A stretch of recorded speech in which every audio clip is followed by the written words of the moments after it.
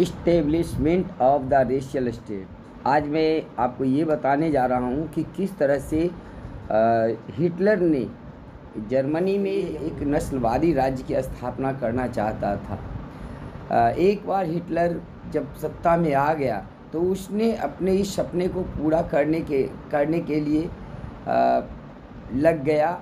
जो racial community थी, pure racial community, उसका साम्राज्य स्थापित करने के काम में लग गया।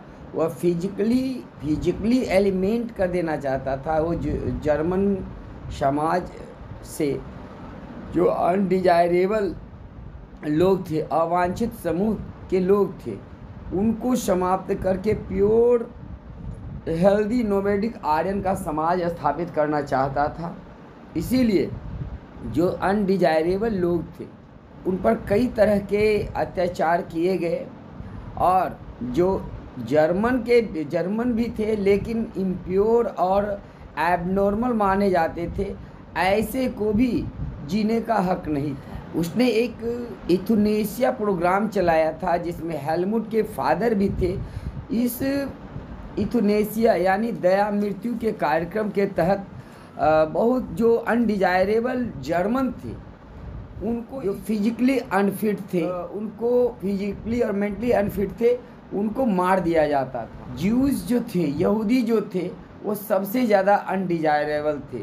लेकिन सिर्फ यहूदी ही अनडिजायरेबल नहीं थे, जो जिप्सीज और ब्लैक लोग थे वह भी उसके जिप्सी और ब्लैक, ये दोनों लोगों को नाजी लोग जो थे अनडिजायरेबल समझते थे और बायोलॉजिकली इम्प्योर समझते थे। ये सबसे सुपेरियर आर्यन रेस को रखते थे। इसीलिए ऐसे लोगों को परसिक्यूट कर दिया जाता था, मार दिया जाता था। Even Russians and Polish were considered subhuman and hence undertaking in humanity. जो पोलिश लोग थे, जो जर्मन से सटा हुआ पोलैंड के रहने वाले लोग थे, जो रूस के लोग थे, उसको भी आदमी नहीं माना जाता था, आदमी से कमतर माना जाता था, और उसके साथ भी अमानवीय व्यवहार किया जाता था रशियन नाजी लोगों के द्वारा, और इनसे बहुत ज़्यादा काम लिया जाता था। यहाँ तक कि कई सारे लोग तो इस इनह्यूमन वर्क करते करते मर जाते थे। बहुत सारे लोग भूख से मर जाते थे। लेकिन हिटलर को इस बात से कोई लेना देना नहीं था। वह तो सिर्फ शुद्ध नस्ल वाला pure blood German Aryan blood वाले लोगों को ही चाहता था, उसी के स्टेट बनाना चाहता था। Jews remained the worst suffer in Germany. Germany में हिटलर के शासनकाल के दौरान सबसे ज़्यादा अगर अत्याचार किसी पर किया गया तो यहूदी थे। यहूदियों को एक खास इलाके में भेज दिया जाता था और उनके खिलाफ यूं ही यहूदियों के मन में, हिटलर के मन में नफ़रत नहीं था, बल्कि जो ईसाई धर्म के लोग थे उन्होंने ऐसी धारणा बना लिया था, ऐसा स्टेरियोटाइप बना लिया था कि यहूदी लोग ने ही ईसा मसीह की हत्या की थी। चूँकि ऐसा उनका मानना था कि यहूदी ईसा मसीह के हत्यारे हैं, इसलिए वे इसके कट्टर शत्रु थे और उनको मार देना चाहते थे, उनसे बदला लेना चाहते थे।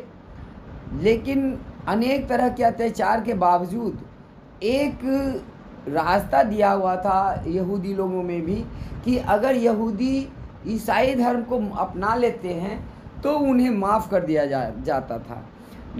और इस तरह से बहुत सारे यहूदी ईसाई बन भी गए थे।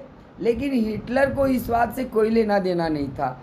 वह उस बदले के लिए उस ईसाई धर्म में वर्णित जो स्टेरियोटाइप था बनी हुई, उसका उपयोग वो सिर्फ अपने हित को साधने के लिए करना चाहता था। उसे ब्लैक लोग बिल्कुल पसंद नहीं थे, यहूदी बिल्कुल पसंद नहीं थे। वह यहूदियों को अपने देश के लिए एक समस्या मानता था, द जेविश प्रॉब्लम मानता था। 1933 से 1938 के बीच में नाजीज जो थे उन्होंने यहूदियों को पर बहुत अत्याचार किया। The Jews compelling them to Jews country. The next phase 1939 to 1945 aimed concentrating them to certain areas and eventually killing them in gas chamber in Poland। तो उनको क्या किया जाता था 1935 से 45 के बीच में उन पर बहुत ज़्यादा अत्याचार हुए, खास करके यहूदियों के ऊपर, और इसमें सभी यहूदियों को पकड़ करके पोलैंड भेज दिया जाता था और पोलैंड में एक गैस चैम्बर बनाया हुआ था। उस गैस चैम्बर में उनकी हत्या कर दी जाती थी, यानी उस चैम्बर में सबको एक साथ बंद कर दिया जाता था और जहरीली गैसें छोड़ दी जाती थी जिससे उनकी मृत्यु हो जाती थी। तो हमने देखा कि किस तरह से जर्मनी को एक रेशियल कंट्री बनाने के लिए किसी भी घिनौने पाप, किसी भी तरह के गिरे हुए काम को करने से वो नहीं हिचकता था।